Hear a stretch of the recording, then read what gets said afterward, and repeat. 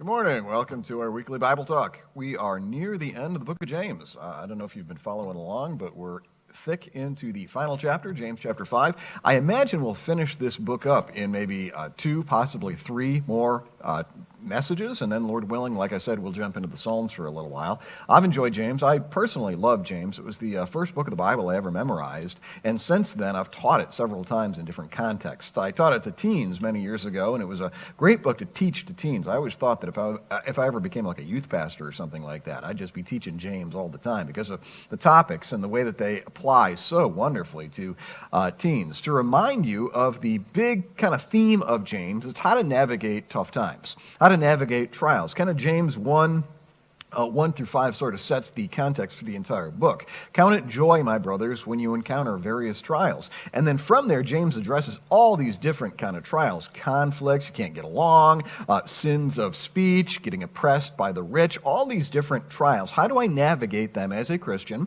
Which makes sense, because in the first century, it was not easy to be a Christian. It was a rough, difficult world, and there was persecution going on. Similarly, today, it's not easy to be a Christian. It's a rough, tough world, and while persecution today is not what it was in the first century, it's still not easy to follow Jesus in our present evil age. So the principles of James are incredibly applicable to the things that we face every day. Now, as we've seen over and over again, one of the secrets to handling these trials, these difficulties, is having that eternal perspective. This comes up over and over and over again. Why do I have joy in my trials? Because I believe that they're going to bear good fruit eventually, partially in this life, but even more so in the life to come. Like we saw last week, the rich people that were oppressing the poor